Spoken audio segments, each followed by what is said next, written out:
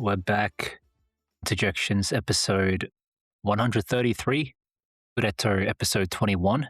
I mean, what better place to start than with our man on the scene, Mikko, once again in the streets of Milan to experience this the celebrations firsthand. Mikko, how are we, sir?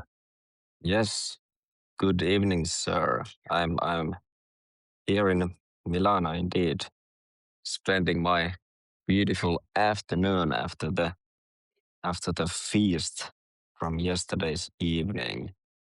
Quite a quite an experience to say the least. And excuse my voice; it's a bit strained. uh, yeah, quite a celebrations. The match was nice, but then the night after the match was incredible. All the way from the stadium and then to the Piazza Duomo, where all the people gather around after matches, especially in these type of situations. They gather there uh, to celebrate. Uh, Unfortunately, I kind of left the scene before I saw the players. I didn't realize. Of course, they're gonna come there too, but that's maybe for the next time, maybe next season. But yeah, all in all, very very how do I say, amazing experience to be here in the match when we seal the Scudetto. I thought you were going to say spending all your money in Milan. I hear it's pretty expensive. Well, you can manage even here without spending all your money. Fair enough. How far is it from San Siro to Duomo? What is it? I can't say in kilometers, but with the metro, it's maybe like 40 minutes or something. You need to swap the metro and so on. Bit of Yeah, time, but manageable. my understanding was that it's less than an hour. Not that I've been, but Yep. anyway, we are also joined by Irfan. Sir, how are we feeling? Feeling really good, really excited. It's good to lock up the Scudetto. It's good to be able to celebrate. Definitely a long and sort of frustrating season, but all's well that ends well. Number 21 feels really good. And, props to the team. I'm glad Mikko's there. He can celebrate in person with all the other fans, but it's exciting times. And I definitely feel a sense of relief that we've got this locked up, 3 weeks before the end. So all good things. It's funny you mention the relief specifically because I had a question pretty much exactly about that emotion of relief and, how this season, perhaps more than other Scudetto triumph seasons, the sense of happiness somewhat constantly battling for supremacy alongside a sense of relief. So, Mikko, if you had to kind of compare the possession chart between happiness, euphoria versus relief, who's got more of the ball? And is there a third party at play potentially? That's a good question. I guess the relief is a nice point by Irfan. Uh, of course, yesterday it was more about the happiness, euphoria, and so on. But I guess the build up throughout the season, uh, when it looked at okay, we are probably gonna win this. I think the relief was kind of that's the word at that point. Like said here at the scene, of course, it's more about the celebration and a kind of celebrating with all the other fans, the local fans here. But the relief was the build up to the relief. And okay, we've finally did it, and what was it? 3 rounds left, so that's quite a big margin. I don't remember what was it. What was it the last time? I guess it was quite a big margin 2 years ago. I don't know. I don't have the stats here now, but it feels when we win, we are quite dominant in the league. when we win, and this kind of a relief then comes into play at some point that okay, now we sealed this thing, which is obviously great, and especially the relief in this season, like mentioned, what happened last year, what happened in the summer, and then we well messed up the Champions League and so on. So it's a good point with the relief. And Irfan, what's the percentage breakdown here? Like 30% happiness, 70% relief, or maybe 80-20? Tell me. Yeah, honestly, I feel like it's probably 70% relief, 30% happiness. I mean, I'm definitely very happy, but we've had a pretty strong lead and we've kind of taken over the league in the last couple of weeks. And so it was kind of expected. So, like, the initial happiness was almost like as we started to pull away more than it is. This was like the clinch just seems more like a relief because it's finally done and we did it. Uh, but, I don't want relief to be read as like taking away any happiness because I think it's well deserved. Like I know, we'll talk about this Scudetto, we'll talk about this team and kind of place it in the context of other teams. Like I've always said about the Scudetto, it doesn't mean that you're even a good team. It doesn't really mean much of anything. It just means you're better than every other team in Italy. And that's definitely true here. So it's it's relief in the sense that we finally clinched it. But as it started to become closer and closer to reality, I think there's been like a steady stream of happiness. So it definitely feels good as well because any Scudetto is reason to celebrate after missing it, twice in the last 4 or 5 years so closely, like we have last year and other seasons. It feels good to have like a runaway one and not have to worry about the last match day or the last two match days or anything like that. Yeah, for sure. Personally, for me, I'd say we're sitting at like, I have to, I guess I am the negative one. So I'd even go so far to say is it's, yeah, 75-25, maybe even 80-20 relief to happiness. I feel like for me personally, the happiness was always being, I never had a sustained period of happiness during this season, which is maybe how most seasons go, to be real. But I felt like the periods of happiness I did have throughout the season were kind of short lived because of constant reminders of the big game frailty, for example, the Champions League exit, and so on and so forth.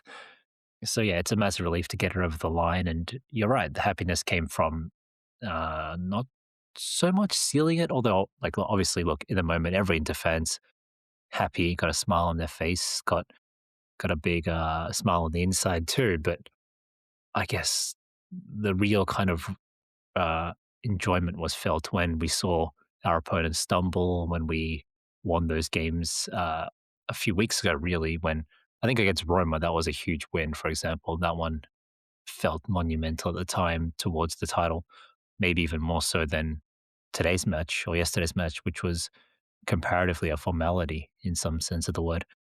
Uh, with the rivals again having fumbled, Napoli, I believe, drew. I think they had a scoreless draw, and then of course Milan got spanked by Sassuolo. Even Juventus drew against 19th placed Verona, already relegated Verona. So those kinds of things kind of contributed to this ebb and flow of happiness versus relief. But let's get into the game briefly. Again, somewhat academic here, considering the result was all that mattered. But Parma were pretty dangerous at times. I feel like they sliced through us relatively uh, or very dangerously from time to time. I remember Del Prato had a really good chance, as did I think Pellegrino. Both uh, two of Parma's big players. They have a very young squad, by the way, but two of Parma's big players both had some pretty big chances, and we kind of struggled to get into the game. Do you think nerves has something to play with this, Mikko, or was it a tactical issue? Yeah, I agree. Uh, I feel that these type of games, it's been the same story like throughout the I don't know last couple of weeks, even months. When we can't score like at the beginning in the first half, or it becomes this kind of a struggle. How we defend somehow it lets something to be desired more. Like we are maybe not that aggressive, or we kind of let the opponent create their opportunities a bit too easily. Uh, Although I don't know, did Parma have that many chances yesterday? But I remember at the start it was definitely a bit nervous, and they got the ball to our box a bit too kind of too easily, in a sense. They got a couple of corners there and so on. But as said, I think that's been the case for a while now. Maybe excluding the Como matches, which were kind of um, outliers in a sense. Uh, and and and then well, the Roma match we scored very early, but that was still a struggle in the first half. Then, uh, so yeah, I think it's something we are maybe missing in our game, which doesn't matter anymore. But good to maybe point out when preparing the next season that something maybe should be done with that. Of course, the results speak by themselves that we are we just won the title and we got the results we needed, but still there's always room for improvement. And I think even this match kind of showed kind of something related to that. Fine. Quick, random tactical question. Do you like this Thuram Bonnie combination? And should we even care considering it's the end of the season? Like maybe we won't see this much next season. Maybe one of them will leave. Maybe both of them will leave. Who knows? But this Thuram Bonnie combo, talk to me about it. Yeah, not a huge fan. And that actually, I think it's more related to Bonnie than it is Taram. I think Taram down the stretch ended up being very clutch, especially the last, 3 or 4 games. He really stepped up and sort of helped us end this whole thing. And he is more multifaceted, more multidimensional than I think I thought he was, and I think a lot of Inter fans thought he was. Bonnie, I thought, actually sort of fell off a little bit as the season went on. I don't know if it was fatigue or he just sort of didn't find his place, but he became less and less influential as the season went on. And he had a couple of initial sort of showings where it looked very promising, where I thought he was going to be sort of one of our difference makers off the bench. But it just never really came, and it didn't really follow through. So that was definitely disappointing. But yeah, I don't like the setup. Like it's weird, right? Like we have the four sort of main forwards, and they all do something different. They all bring something different to the table. But at times it's hard to find a real complementary piece. Like even though we play with two forwards, a lot of times they don't really link up that well or play that well. With the exception of I think Lautaro with Taram. Those two seem to have a pretty decent understanding, good movement, good sort of flow. But outside of those two, regardless of who the other two are, it seems like there's a little bit of a gap in just their understanding and positioning and all that. So, yeah, I definitely didn't really care much for the Tarambani combination. And I think, we got better obviously when Lautaro came on, but it seems like there's a little bit of a disconnect between the forwards outside of Thuram and Lautaro linking up. Let me kind of throw it back to Mikko for a comparison here. Which Scudetto did you enjoy the most out of the one we just won this season or basically 19, 20, or 21? So the 19th Scudetto being the first one under, or the only one under Conte, 2019-20 season. No, 2020, 2020 to 2021, the COVID season or post-COVID season. And of course, 20 being the Inzaghi Scudetto 2 years ago, I believe 23, 24. And now this one, 25, 26. That's also a great question. There's all of those titles have something kind of extra. The first one with Conte was after many dry years after Panther era. But then there was the COVID, which kind of bit downside the kind of celebration aspect. Uh, then the second star Scudetto was obviously great when we won it against our arch rivals Milan in their home match in front of their fans. There was a nice touch there. We clinch it in that match, and now this one. This one is the one with Chivu after last season's kind of zero tituli outcome, and how Chivu was able to kind of reset the mindset of the whole team and the arc of the season, how it went. I don't know. It's really tough to answer.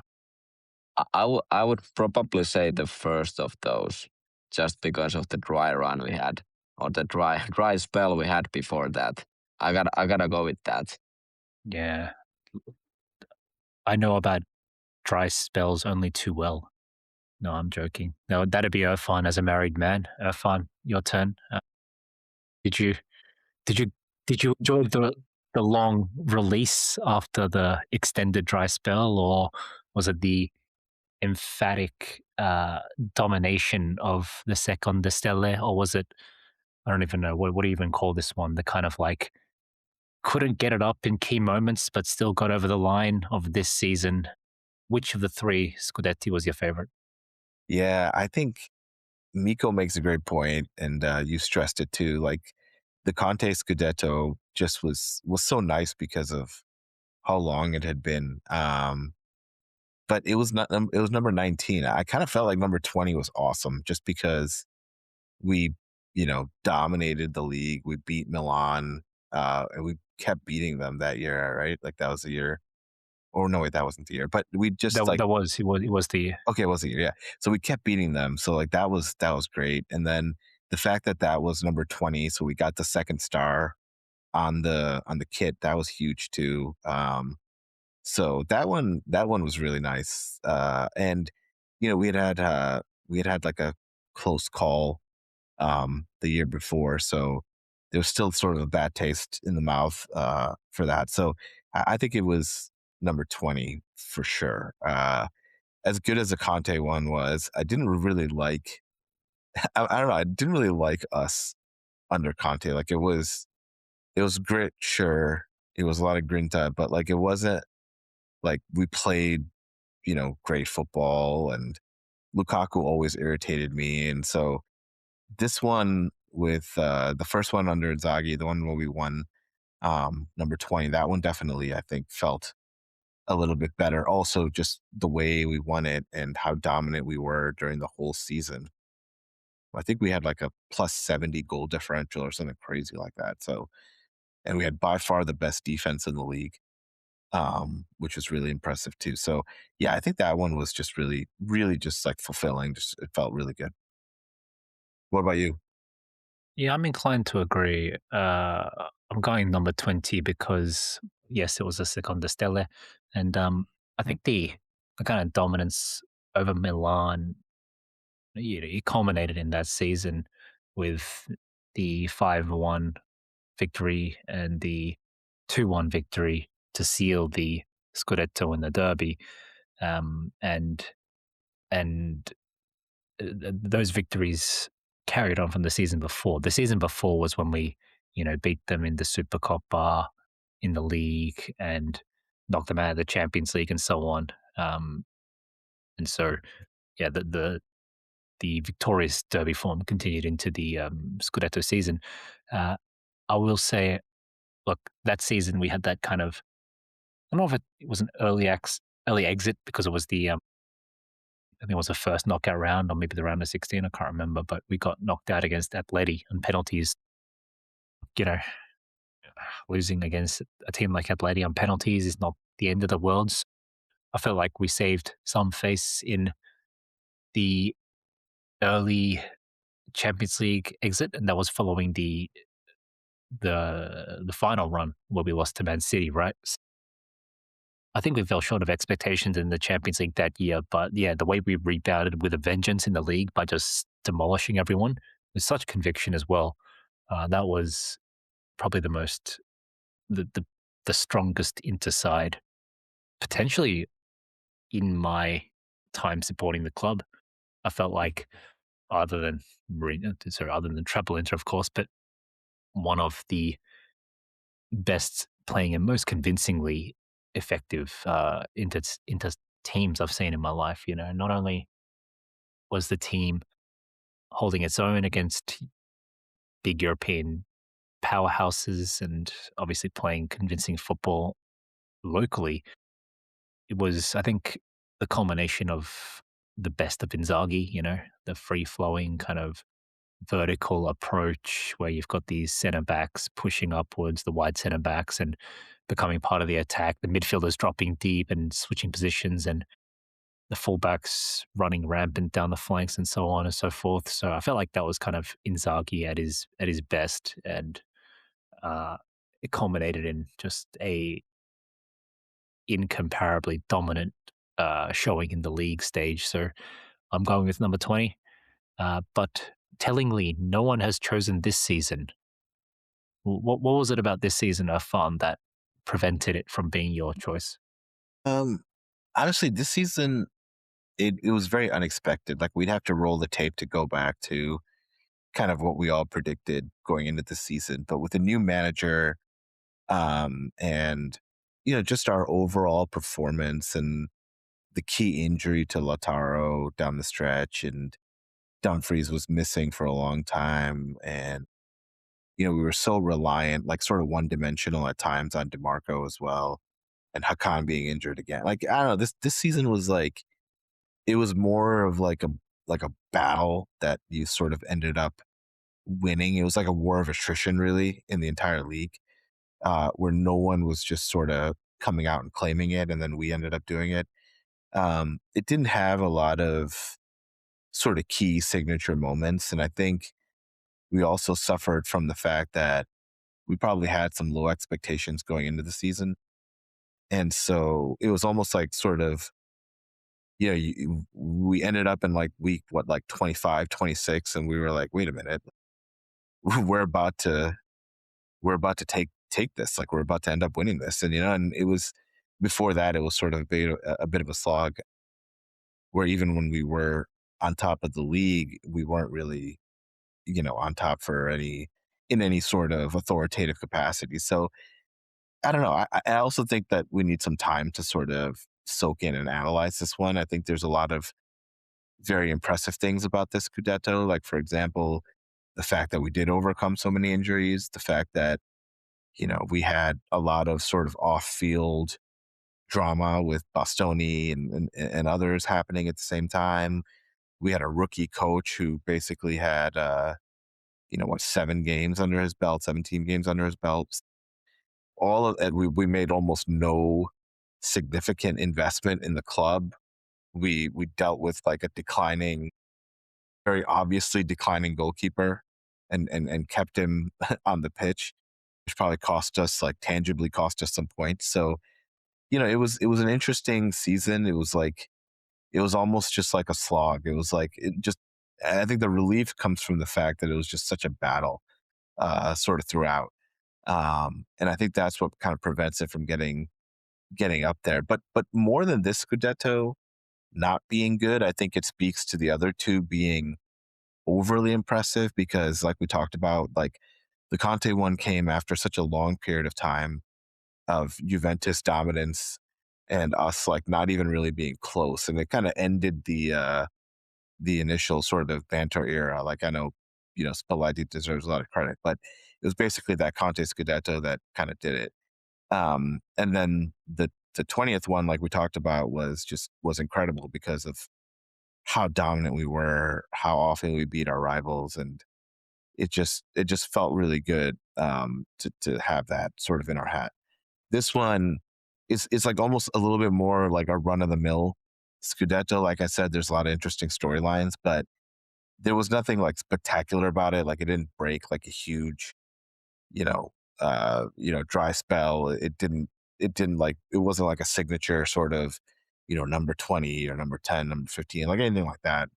But it felt really good either way. So that's why I think less than how this one wasn't impressive. It's just the last two are probably some of the most impressive Scudetto that like we've ever had. So it's hard to compare this one to those two. Mikko, tell me, what was uh, what was lacking from the season despite the win? What was lacking? I think our bench was not good enough. I think we improved the bench in the summer, but still it wasn't good enough, and we kind of paid the price uh, in the Champions League, like to pinpoint a certain moment there. Uh, I think few of those big matches, they are kind of it. They kind of proved that okay, we are not maybe good enough against some of these top teams. And then I'm not talking about Bodo, Bodo here, but those EPL clubs and such, uh, which was the reason why we ended up the knockouts. Uh, and then we failed there because I would say we missed too many players, including our captain. And at the same time, Thuram was having like a terrible time, and he couldn't carry anything, which in my opinion was one of the main factors why we failed there. Uh, I think our guys were just like too run down at that point uh, because of the lack of enough quality in the bench, and that was the kind of same issue a year ago. We addressed that, still not good enough.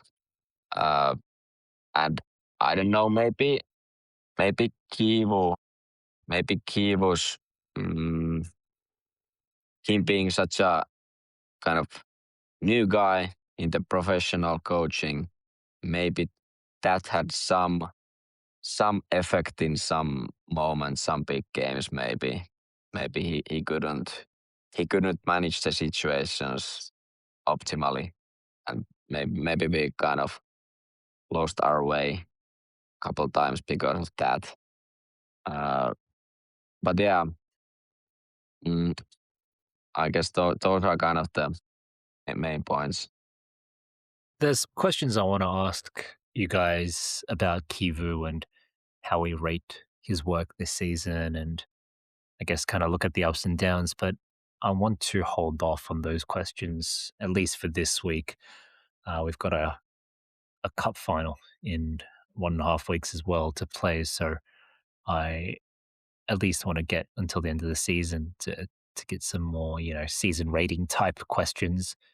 Uh, so instead, what I want to ask is, with regards to this Scudetto, a lot of people were talking about this this narrative of like the media being against us, and then people trying to kind of prevent us from winning the Scudetto or things like this. Whether it was the just insane amount of unnecessary controversy over Bastoni, Italy's exit in the World Cup qualification, Inter's failure to win big games, and the somewhat underwhelming or extremely underwhelming exit in the Champions League. There's a lot made about Inter's season as a whole, and a lot of noise was there, whether deliberately or not, whether purposefully kind of downplaying the achievement of this season without getting into I guess, like a season rating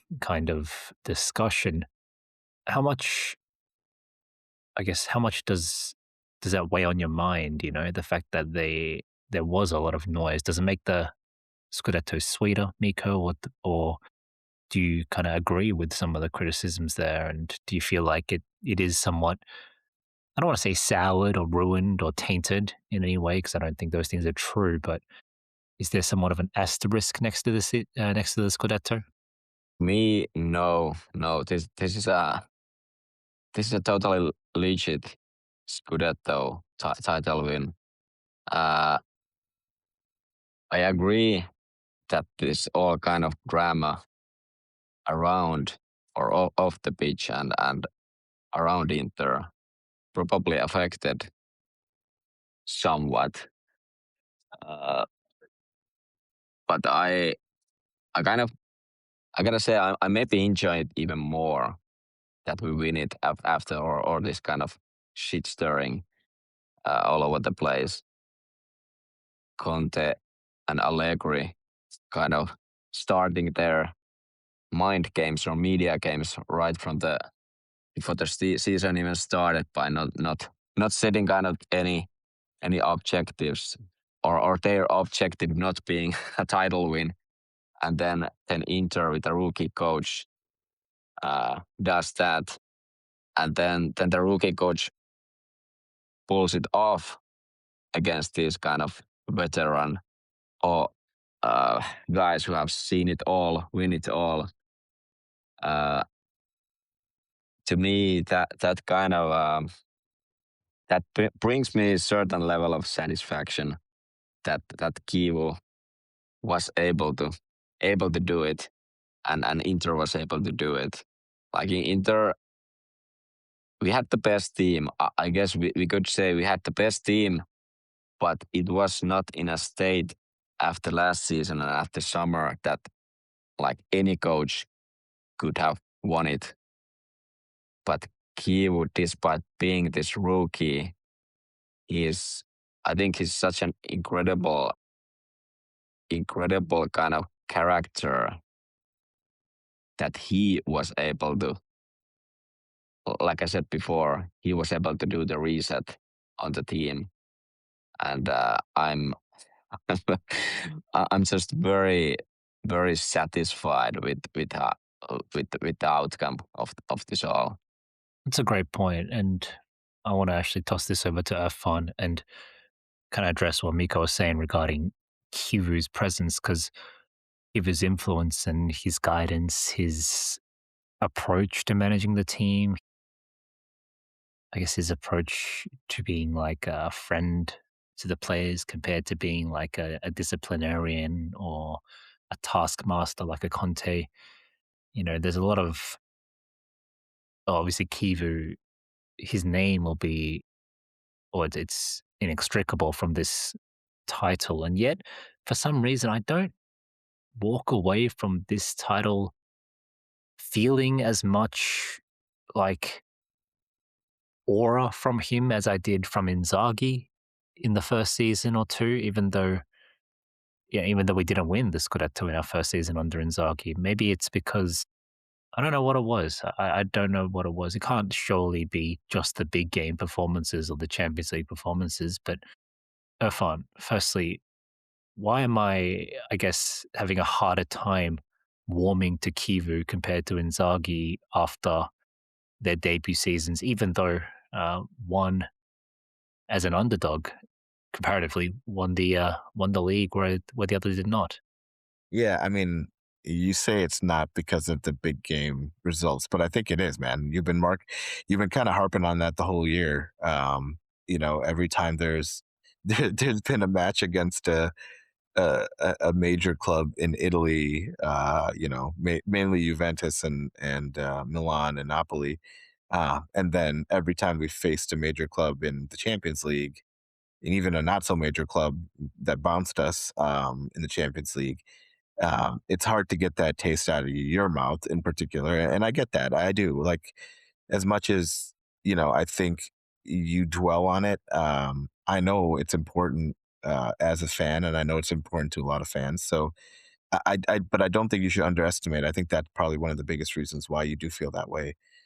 But I think the other thing is that, you know, Inzaghi was such a change of pace from Conte. Like Conte was like such a sort of taskmaster, grind it out, love the 1-0 results, like it just so rigid in his tactics. And Inzaghi was sort of like a breath of fresh air, also watching the team week in and week out. Like there was, quick moving, fast flowing, football, lots of movement, lots of, fancy one passing and set up through the midfield. And it was an exciting sort of brand of football to watch as well. And with Kivu, I think you got more of the same. I think you got sort of Inzaghi 2.0. I think tactically, and I think smartly, he didn't change too much, given that he was basically dealing with the same personnel that Inzaghi had, at least like the core personnel, the starters on the team. And so he didn't really change much in terms of like tactics. Now, of course, there's subtle things he did, and there's a lot of things he did when it came to like player rotation and substitutions and things like that that I think were very different from Inzaghi, and frankly, in some ways, a lot better than Inzaghi. But I think because it was a continuation of what Inzaghi used to do, and given that, it wasn't a break from the sort of tactical rigidity that Conte used to have, I think that's probably what makes it a little bit more underwhelming. But I think if you were to look at things in a vacuum, if you were to look at the injuries we had, you look at the age and declining quality of this squad, and the fact that we had a very inexperienced rookie coach, I think in some ways this is more impressive than any of the other Scudettos in terms of like an actual achievement. But also, you have to put it in context. I feel like a lot of this was that the other teams were just so bad, like Milan and Juventus and Napoli they were just so poor this season. Like on the one hand, it's fulfilling in the sense that like we were the better team, but on the other hand, it's like sort of conflicting because we were the better team and we won the Scudetto, and yet we really didn't beat any of those clubs, like with the exception of Napoli. So it's one of those weird, or Juventus, right? It was one of those weird situations where it just didn't feel good or feel great at times. And um, but like Mikko said, for me, I wouldn't put an asterisk next to this. I think it's still a very impressive feat. And, I certainly don't think that's sort of the off the field drama and the media coverage and Bastoni and all that sort of stuff should really affect this Scudetto at all. So I don't think it deserves an asterisk at all. I think it's a well earned, well deserved Scudetto. I think we were, without a doubt, the better team, the best team in Italy. But there wasn't a signature win. There wasn't some crazy dominant performance. Like when we go back and dissect this season, like what are we going to look at that Roma match as like our best sort of result? Like that, that in itself is a little underwhelming. And the way we kind of exited the Champions League, the manner in which we exited the Champions League, I think also left a lot of people with a bad taste in their mouth. And again, rightfully so.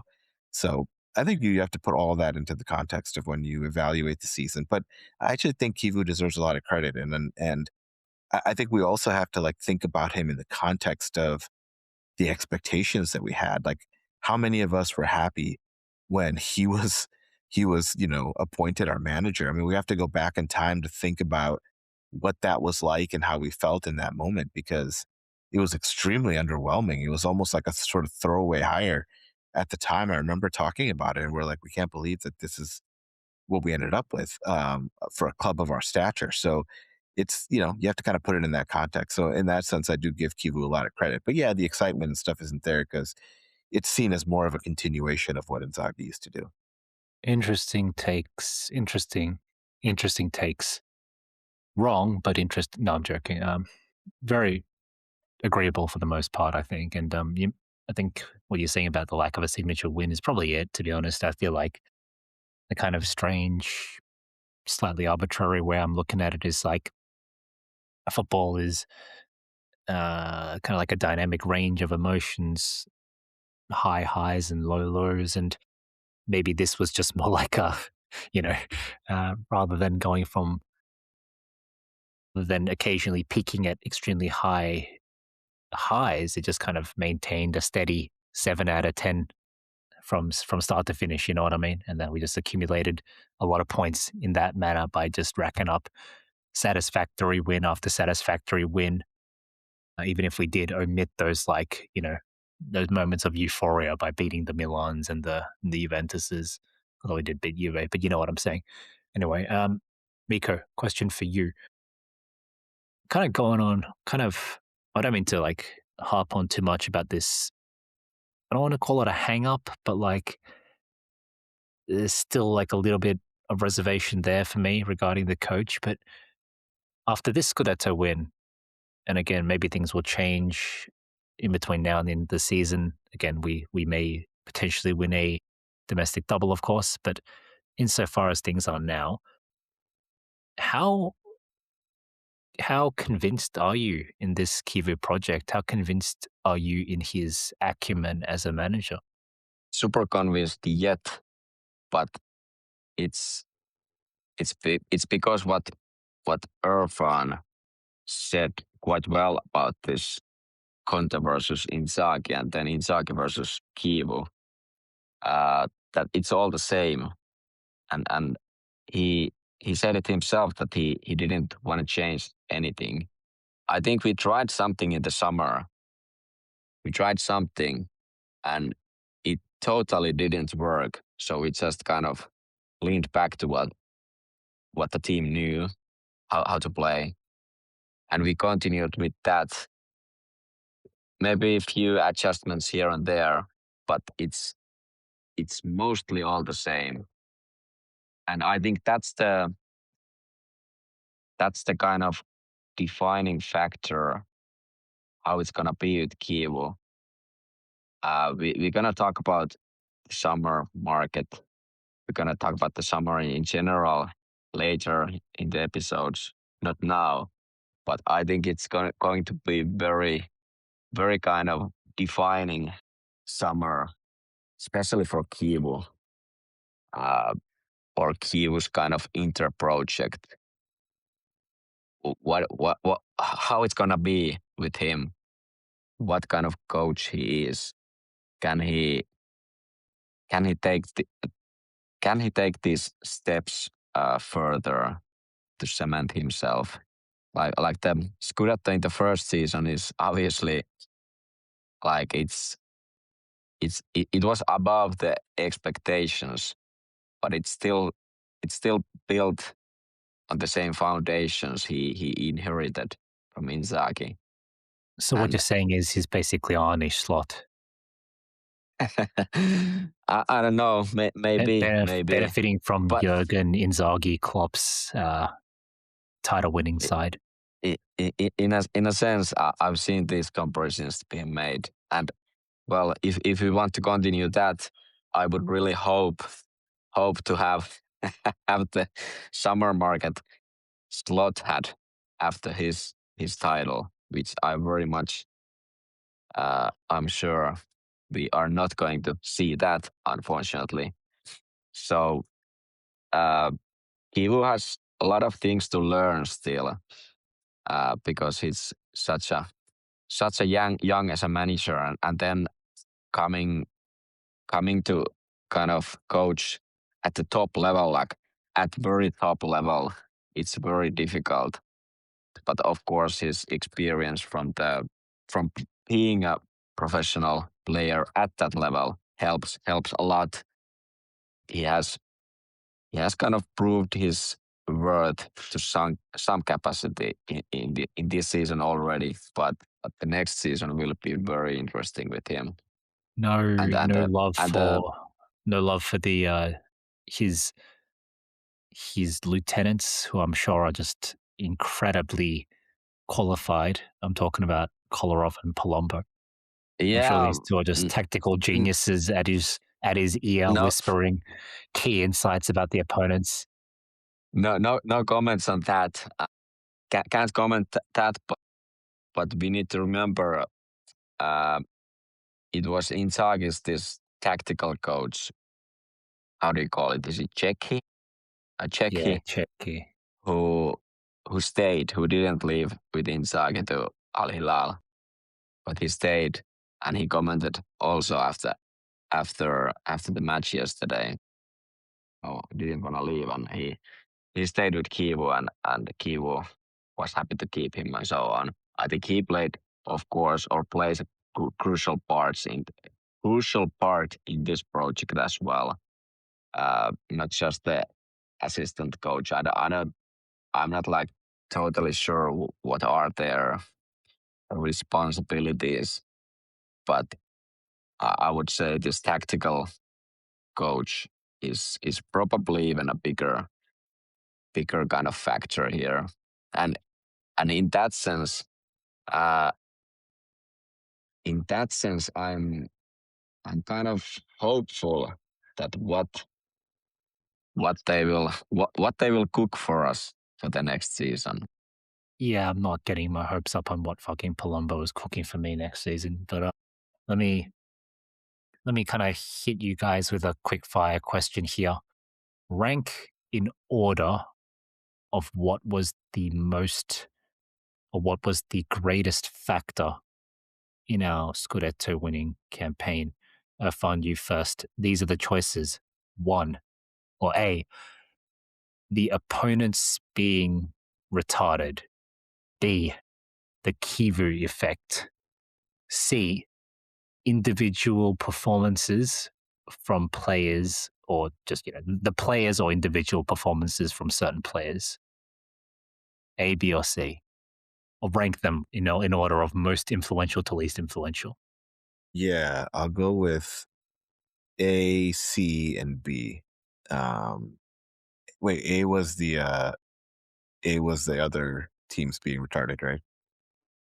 Yeah, yeah. A was like the other competitors not having great seasons Yeah, or the quality of the league, and then yeah, yeah, B was interestingly you put the Kivu effect as there. the least influential factor in us winning the title. Yeah, I did, Explain, sir. and I think the reason is like I think it's mainly A, to be honest with you, because none of these teams like it was so impotent by these guys. Like they couldn't even. It seems like these guys couldn't even come up with like 2 or 3 or 4 game winning streaks at times, and it just made it so much easier on us that neither of those usual competitors like Milan or Juventus or Napoli, did much of anything.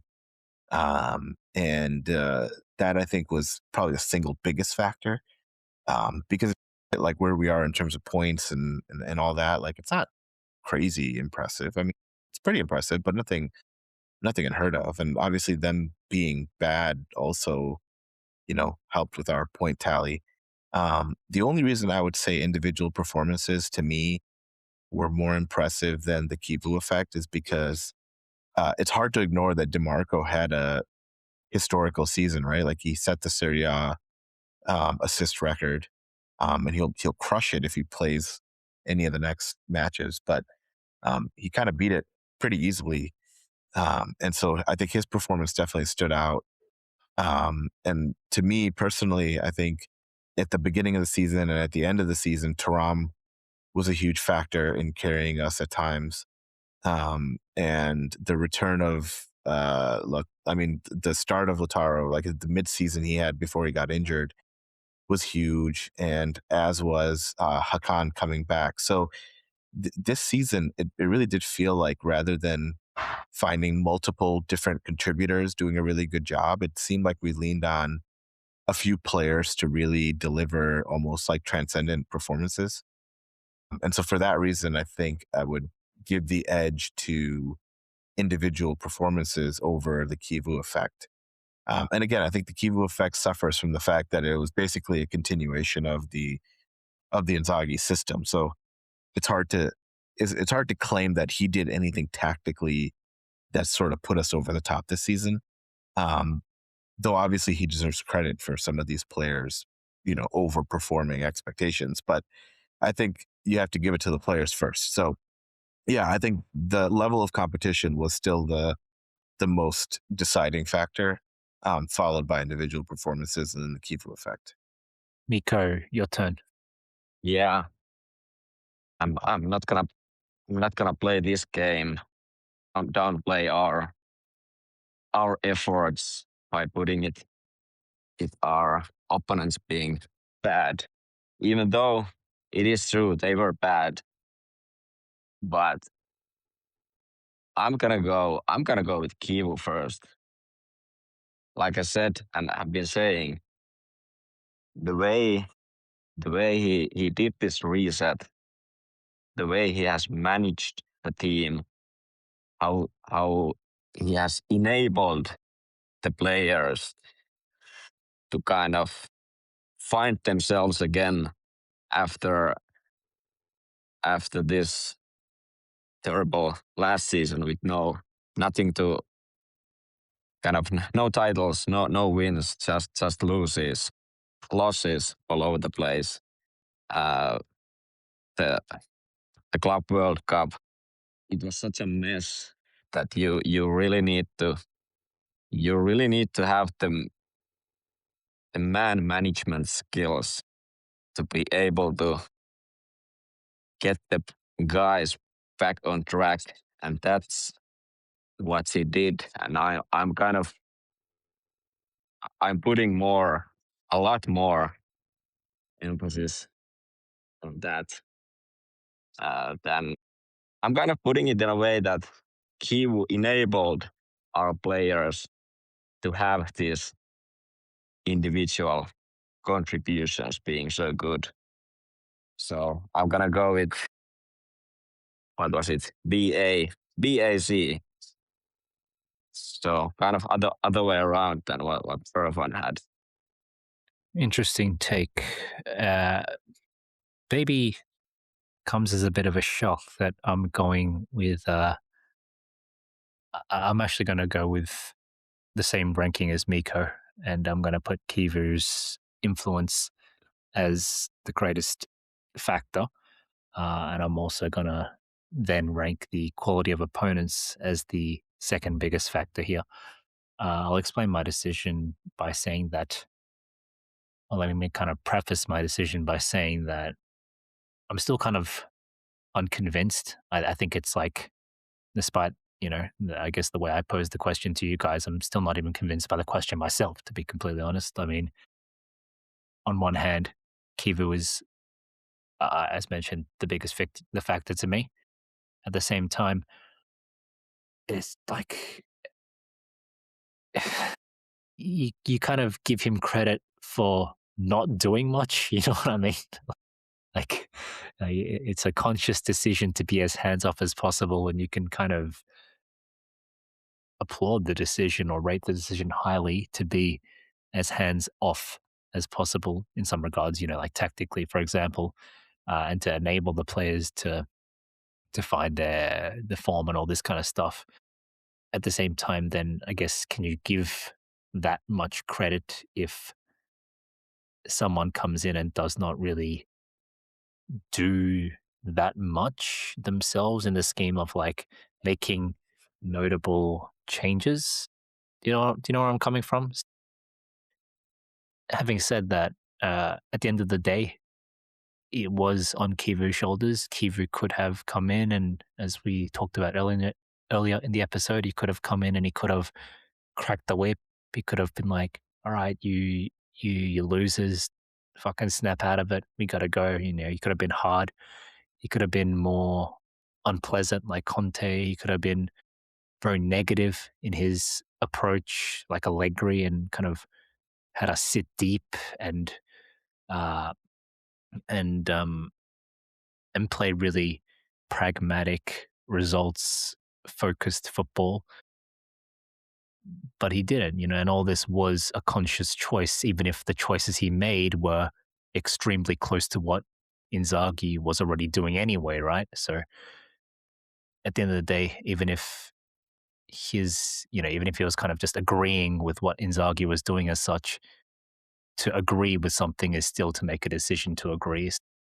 In that sense, Vu's conscious decision to change as little as possible paid big dividends. And yeah, I do agree that some of his man management or substitutions and his use of the bench was, I think, somewhat better than Inzaghi in some areas. Like even Diouf, for example, played a pretty big role in like the comeback win against Como, for example.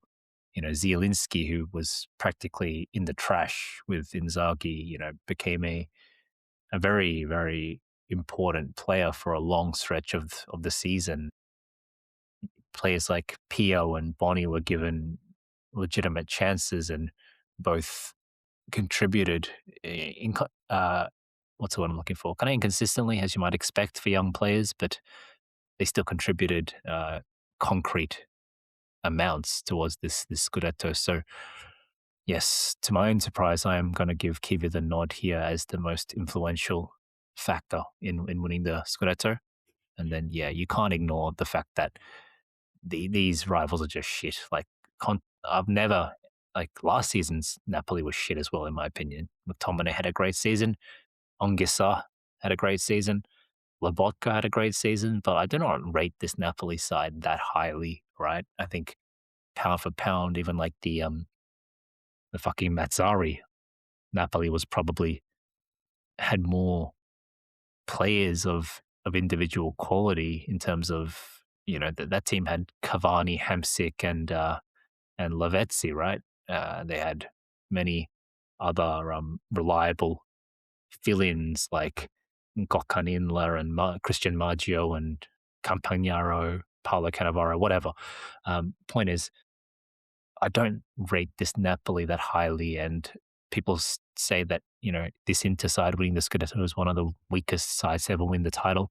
I think last season's Napoli was probably worse than this season's Inter, and the fact that they won it is more down to us bottling it than them being particularly great. So Napoli this season, I don't rate them very much higher than I did last season. Milan again, for despite my constant and you all should be extremely grateful for my relentless, non-stop vigilance and anti-reverse jinxing of Milan, by the way.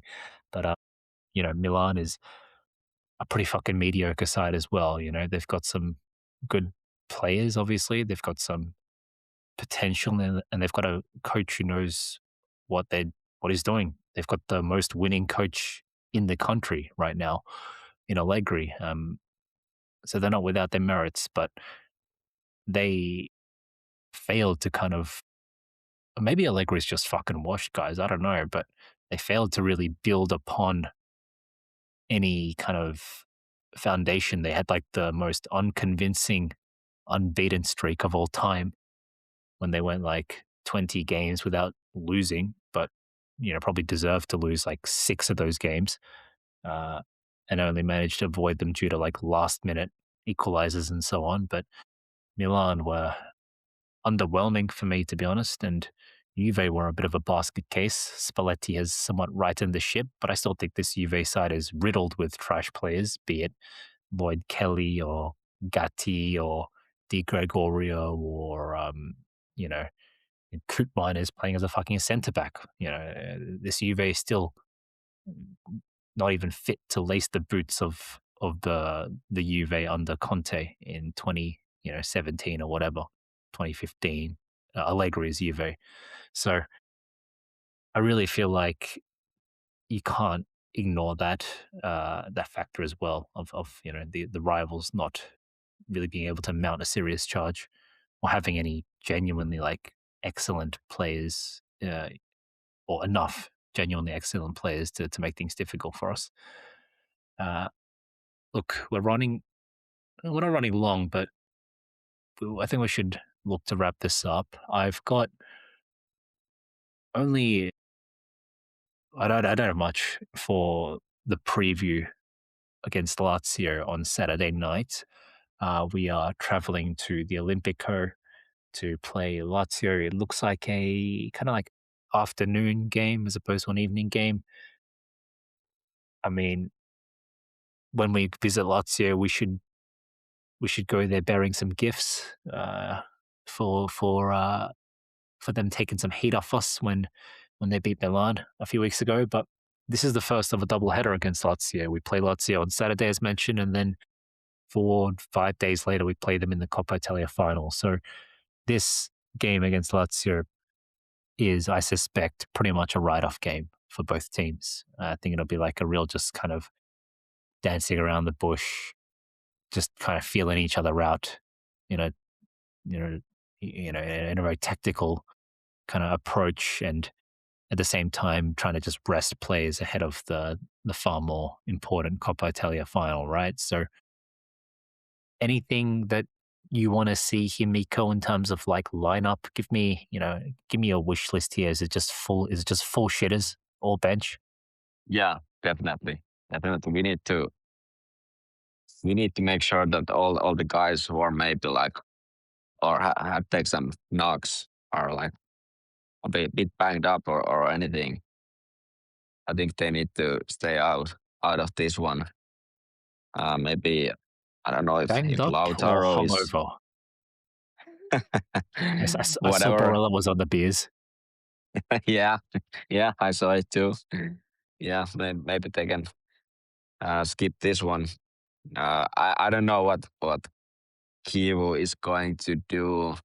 Will he bring up some of these U23 team players to the lineup? I think it would be nice, but I don't expect it. But would be nice to have them play there a bit.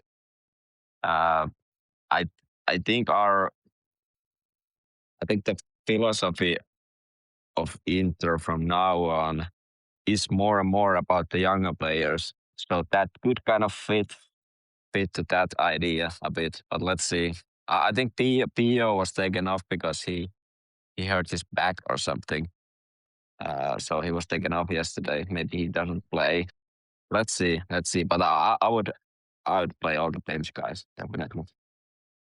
So, Irfan, if we're following Miko's lineup suggestion, that's basically like a, you know, Martinez, Darmian, De Frey, Cherby, Carlos backline with Enrique, Fratesi, Zielinski, I guess, Mkhitaryan, Sucic, Diouf, of course, and then like a Bonnie kind of lineup. Is this what you're hoping for as well?